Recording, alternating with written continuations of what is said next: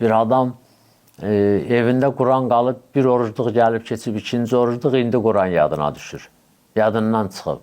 Məsələn, bu yadından çıxardıb ki, bu Quran oxumağın nə qədər savabı var, bir dənə ayə oxumağın nə qədər savabı var, Quran oxumaq insanın ruhuna, psixologiyasına, insanın ondan sonra belə də bütün o necə çətinliklərinə dərmandır, hətta maddi və mənəvi çətinliklərinə. Adam düşüb orada-burada məsələn axtarır, götürüb bu bir Quran oxusa, bir ayə bəlkə də onun o dərdi sağalar, o psixoloji problemi düzələr. Yaxşı, mənə dostlardan biri danışır, deyir, mən Türkiyədə oxuyanda getdim həkimə, tər idim, belə nevroz idim, nə idim. Bir xeyli mənlə danışdı, bir dənə resept yazdı ki, apar bunu ver, aptekdən al. Hansı aptekə getdim, dedi, yoxdur. Hansı aptekə getdim, bütün İstanbul'u alt-üst elədim, dedilər, yoxdur. Axırda deyir, baxdım, dedim, görüm orada nə yazıb bu dərmanda. Bu özü bilirdi ki, mən ilahiyyat oxuyuram. Deyir, baxdım, gördüm, yazıb ora təvəkkül on.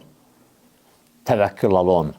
Da bu təvəkkül sözün biraz tibbi istilaha oxşadıb yazıb. Deyir, o verdim orada o həkimə, dedi, hə, elə belə yazıb. Başa düşdüm ki, bu mənə deyir ki, sənin dərmanın bu nüs şeylərdir, həblər deyir, bu iynələr deyir. Sənin problemin təvəkkülündədir. Gedib biraz təvəkkülü artır. Məsələn, biz düşüb apteklərdə gəzirik, bəzi şeylər, dərmanlar evimizin içindədir. Məsələn, bir Qurandan, bir zikirdən falandan. Allah bu neməti verir bizə. Həzrət deyir ki, Allah sizə sağlamlıq bir dənə neməti vermişdi, fənəsu. Yadınızdan çıxartmışsınız, unutmuşsunuz, elə bilirdiniz ki, elə belə olmalısınız. Elə bilirdiniz ki, elə belə olmalısınız, xəstələnməmişsiniz, niyə xəstələnməli falan. Amma bilmirdiniz ki, bir nemət idi, Allah onu sizə verib. Və bunlara müxatəblərinə Dəli əleyhissalam deyir ki, siz də o cürəsiz. Dediklərimizin hamısı sizdə var. Ömür verilib, nemət verilib, qədrini bilməyibsiniz. Öyrənibsiniz, anlayıbsınız, öyrədilibsiniz, anlanmışsınız, əməl eləmirsiniz.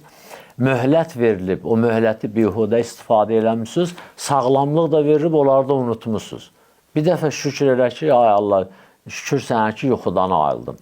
Ay Allah, şükür sənə ki, məsələn, ağrımıram. Ay Allah, şükür sənə ki, məsələn, dişim ağzımda salamatdır. Ay Allah, şükür sənə ki, görə bilirəm, başa düşə bilirəm, dərk eləyə bilirəm.